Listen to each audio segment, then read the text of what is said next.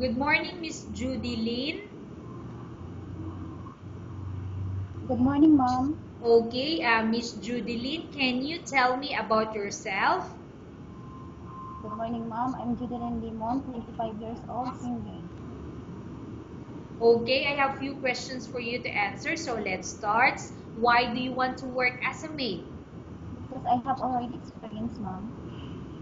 Why you choose Malaysia when there is a lot of other country? Because I want to experience work in Malaysia, ma'am, and Malaysia is near only in the Philippines, ma'am. How are you qualified for this job? I am physically and mentally I am physically and mentally fit, ma'am. Okay, may I know what is your education level is? First year college, ma'am. What is your recent working experience? I worked before in Kuwait and I finished my contract. Okay, what is your position when you work in Kuwait? Domestic helper, ma'am. Okay, have you worked abroad before? Yes, ma'am. Can you please tell me can you please tell the place and how many years and months you work for? I worked in Kuwait before. I worked there 2 years and 5 months, ma'am. Okay, do you have experience of taking care of baby? Yes, ma'am. And whose baby you are taking care of? My employer, ma'am. Okay, so your employer's baby. What Yes, ma'am. about elder or older people? Do you have experience? No, ma'am. But are you willing to take care? Yes, ma'am. I'm willing. Do you have any other special skills? Yes, ma'am. May I know what special skills do you have? Taking care of baby, cookie, taking care Okay. of baby. Are you willing to learn new skills? Yes, ma'am. Are you willing to work with a family where the mother-in-law or any relatives stay together? Ma'am.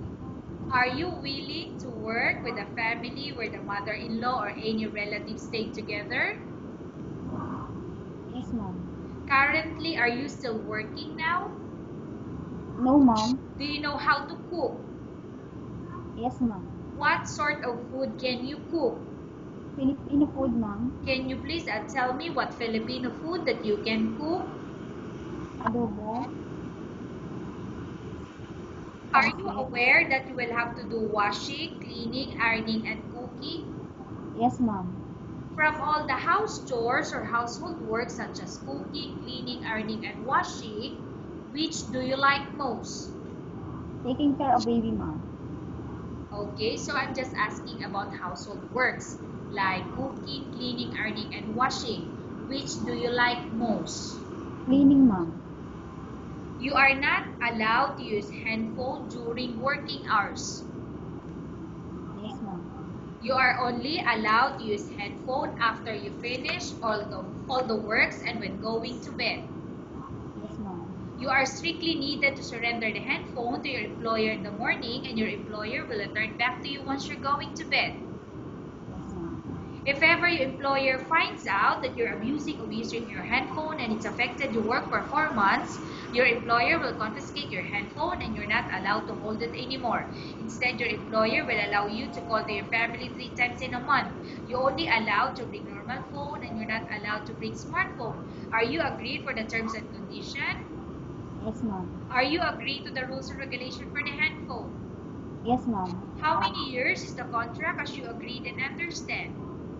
2 years, ma'am. Can you describe for me your ethics or your attitude? I am hardworking, honest, and respectful person, ma'am.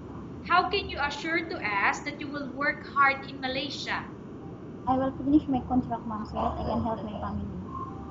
Can you promise not to use the telephone without the permission of your employer? Yes, ma'am. Can you promise not to put on makeup but to dress properly while work? Yes, ma'am. Can you promise not to invite friends and relatives without the consent of your employer? I promise, ma'am. Can you promise not to ask for advance salary from your employer under any circumstances? Yes, ma'am. Do you really understand the rules and regulation of the agency? Yes, ma'am. Do you pay any placement fee for you to come to Malaysia to work as a maid? No, ma'am. Do you have any history of sickness, example breast cancer or any other illness? No, ma'am. Do you suffer from any skin diseases, allergy or physical defect? No, ma'am. Have you suffered from any serious illness? No, ma'am. Do you smoke? No, ma'am. Have you undergone any operation? No, ma'am. Are you medically fit? Yes, ma'am. Are you in any medication? No, ma'am. Are you allergic with any food? No, ma'am. Are you prepared to work with an employer of any race? Yes, ma'am. Are you prepared to eat the type of food taken by your employer? Ma'am? Are you prepared to eat the type of food taken by your employer?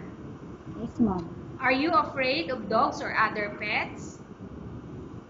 No, ma'am. Are you afraid? Are you afraid of being left alone in the house? No, ma'am. Can you promise to work according to instruction from your employer? Yes, ma'am. Do you have any immediate family working in Malaysia? No, ma'am. Okay, Miss Judilyn, we have finished our question section. Let's go to case study. I have a case study for you and I want you to answer me truthfully. Upon arrival in Malaysia within 6 months, if ever any of your family members pass away, what will you do? Will you continue to work till finish your contract or you will go back? I will continue work, ma'am, and I finish my contract, ma'am. Tell us about yourself and why do you want to work in Malaysia as domestic helper?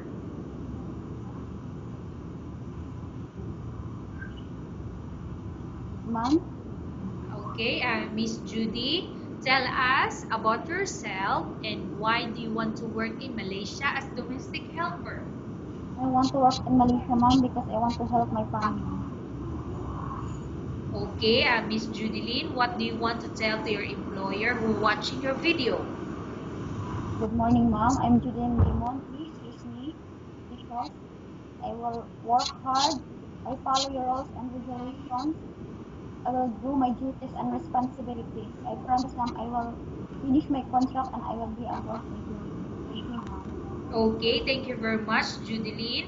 We will update your agency if there's any selection made by the employer. Thank you, ma'am.